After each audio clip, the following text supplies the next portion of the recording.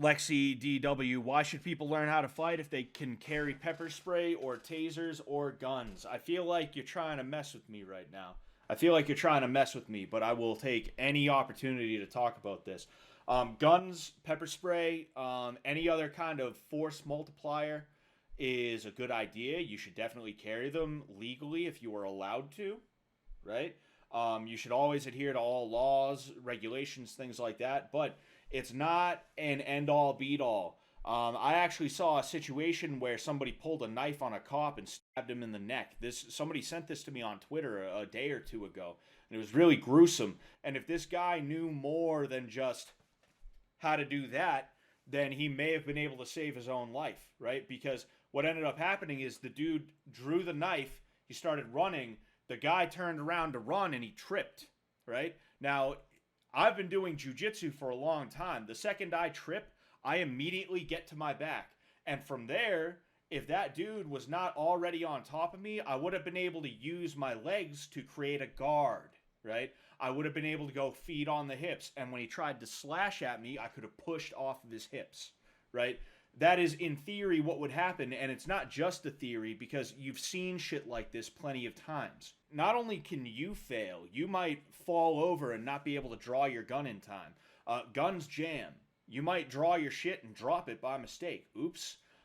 There might be some other mechanical issue, mechanical or human error, that makes it so that it is not pragmatic for you to be able to use your gun. Or outside of pragmatism, it may just not be possible for you to use your firearm at all. In addition to that, a firearm or other weapon basically gives you one avenue, and that is to kill or maim or otherwise basically just hope and pray that that one shot that you take is actually going to work. In the case of like pepper spray or something like that, if you spray somebody but they keep on coming at you, which it happens, what are you going to do then? You need something else that you can rely on, and that's going to be unarmed techniques. In addition to that, are you going to shoot somebody over a minor disagreement? That would be insane. Whether you have stand your ground or not, in your state, shooting somebody over like a minor disagreement that turns into a much bigger disagreement is insane. And of course, whenever I say something like this, all the gun nuts, of which I am one, by the way. I don't own guns, but I love the shit out of guns. And if I could own one in my godforsaken state, I would. But it's not even worth it where I live. The thing the gun nuts like to say, though, is I wouldn't allow it to get to that point. I'd either leave or something else would happen. I'd just make sure that it doesn't get to that point. And it's like, yeah, sure you fucking wouldn't. I don't think you're bullshitting me at all. I believe you. Totally. Nobody who owns a gun has ever thought, oh man, this guy better stop messing with me because I got a gun on me. And he doesn't realize it, but he's coming towards me right now. I got a gun on me.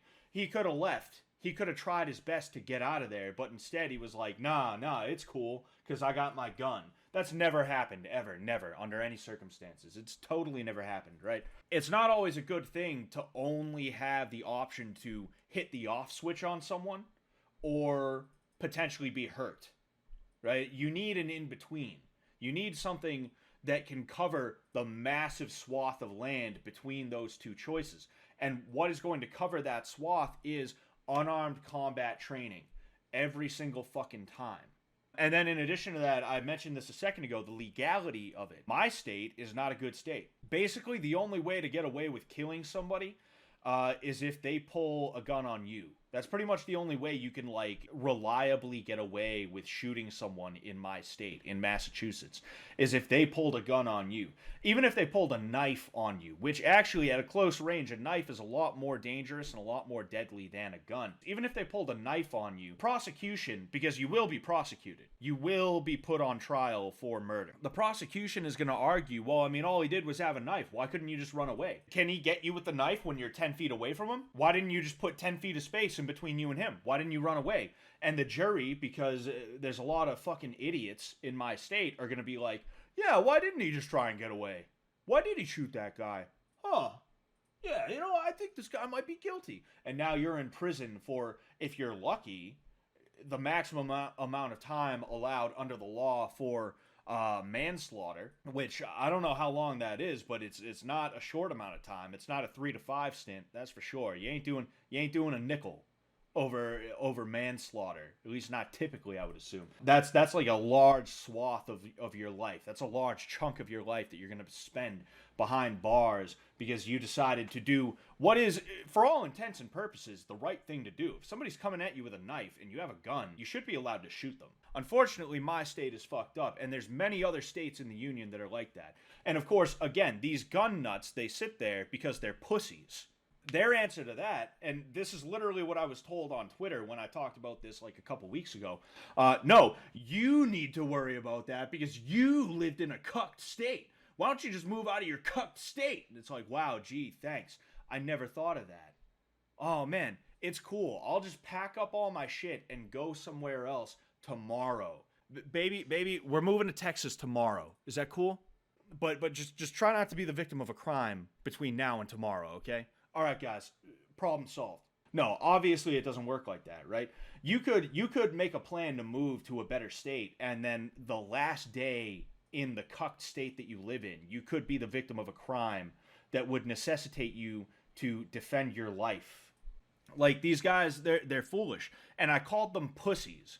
And it's because they want to feel tough. They want to feel strong, is what it is. They have this weird fantasy about being Dirty Harry. They're gonna be the law in this town. They're not cops. They're the law, though. They're the law. They're the law, right? They have this idea that, like, they're gonna be the biggest, baddest dude on the block because they have a fucking Taurus. They have a Taurus. They pull it out the holster, the thing explodes in their hand. You know, either that or a Glock. They're one of those guys. Glock has a gay pride parade float. All right. And that's why I love Glock so much. That's why I love Glock, because they support the LGBTQ. These dudes, like, they think because they have a gun that makes them some kind of badass, and it also makes them some kind of expert in self-defense and things like that. But no, it doesn't. It makes them experts in something that is actually really easy to get good at. Do you see how many people get domed all the time by random dudes from the ghetto? Dudes that... It's not that hard to get good at shooting guns. So these guys, for one thing, they have a skill that it's like, all right, you didn't have to put that much into it, bro. You didn't have to put that much into it, all right? Fucking chill out. But then, in addition to that, it also makes them insecure that someone like me could kick their ass before they could draw their gun. It's really a big insecurity thing where they know what you're saying is true, that a gun is not always the right call for any situation, but they've put so much of their personality and they've put so much of their time and energy into gun ownership and being able to shoot, and the tactical drills, you know, putting 2 center mass, 1 to the head, right? They spend so much time on those kinds of drills, which half the time, when somebody who drills that stuff ends up shooting somebody in self-defense, they don't even do that. It's not 2 to the chest, 1 to the head. It's fucking mag dump, you know?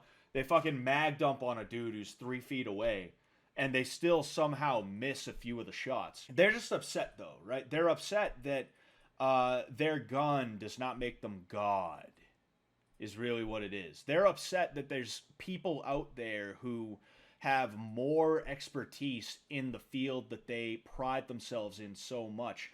And they could have that expertise if they so chose to, but they're lazy pussies.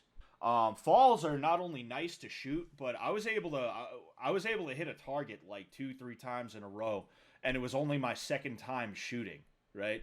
Now, like, all guns are accurate, but like, there was something about the fall where it's just like, it got put in my hand and I was just like, wow, I love this. And I was just hitting whatever I was aiming at. Which, like, I'm not trying to say it's some kind of big, like, impressive thing that I was able to hit a bottle of Pepsi, right? I hit a Pepsi bottle from fucking, like, I want to say, like, 20 yards away, maybe. That's not, like, the most impressive thing you've ever seen. But the fact that it was only my second time shooting and I'm sitting here, it just kind of shows, like, how hard is it really when it comes down to it? And then you see these dudes who put all this time into tactical training and cardboard target, dude draws 2 to center mass, 1 to the head. you see that kind of drill, and then those dudes end up in a self-defense situation and they just fucking mag dump completely and totally. And the thing is, like, the mag dump is actually a smarter move too than going 2 to the chest and 1 to the head. Like, because when I go to shoot somebody and I go 2 to the chest, 1 to the head, they're gonna see that I practiced that over and over and over again, and they're gonna be like, ah, you know what? You know what? I think that was premeditated. I think this guy was looking for somebody to pull that move on, and that's why he practiced it so much. You are literally, and I'm not a lawyer, but to my understanding, what I was told by lawyers is you are literally better off mag dumping on a dude, like frantically, not like bang bang bang, like oh shit, like as fast as you can, because you can at least argue that you were in so much fear for your life that you didn't even have time to aim. You didn't have time to aim. You didn't have time to think about it. All you did was just start shooting and hope and pray that the threat was stopped. That's it. But when you go 2 to the fucking thoracic, 1 to the head, try explaining that to a cop without it seeming like you weren't like waiting for the day that you were able to do that to somebody. It's just like Sam mentioned something, right?